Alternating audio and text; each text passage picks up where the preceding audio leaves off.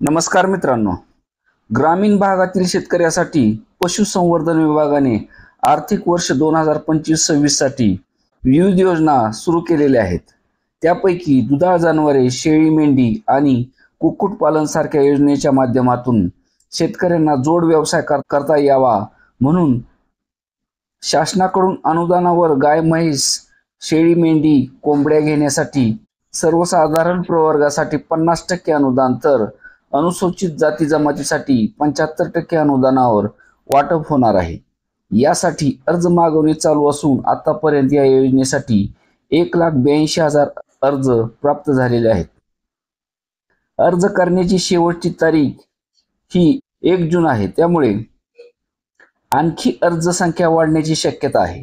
दुधाळ जनावरे, शेळी, मेंढी, कुक्कुटपालन आणि इतर प्राणी पालनाच्या योजनेच्या माध्यमातून शेतकऱ्यांना आर्थिक सक्षमतेकडे वाटचाल करता यावी यासाठी शासनाने हा अनुदानाचा हात पुढे केलेला आहे। यामध्ये दुधाळ गाई म्हशीचे वाटपसाठी 64,792 अर्ज प्राप्त झालेले आहेत।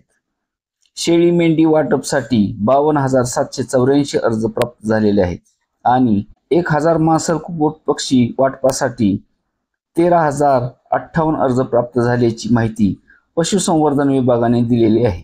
यामध्ये सर्वाधिक अर्ज बीड, अहिल्यानगर, सोलापूर, बुलढाणा, जालना, यवतमाळ, पुणे, छत्रपती संभाजीनगर या जिल्ह्यामधून जवळजवळ 8,000 पासून ते 20,000 पर्यंत अर्ज प्राप्त झालेले आहेत।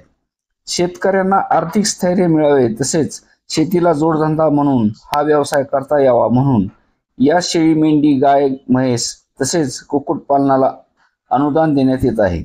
या योजनेमध्ये निवड करताना 30% महिलांना प्राधान्य देण्यात येणार आहे आणि लाभार्थी निवडताना दारिद्र्य रेषेखालील लाभार्थी, अल्पभूधारक शेतकरी, अत्यल्पभूधारक शेतकरी, सुशिक्षित बेरोजगार, जे की रोजगार व स्वयंरोजगार केंद्रात नोंद असलेले, महिला बचत गटातील लाभार्थी यांना प्राधान्य देण्यात येणार आहे।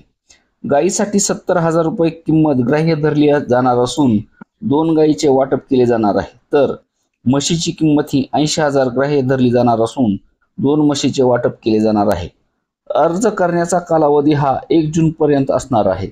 यासाठी अर्ज करायचा असेल तर तुम्हाला महाBMS मोबाईल ॲप डाउनलोड करून अर्जदार नोंदणी करून अर्ज करावा लागणार आहे। धन्यवाद।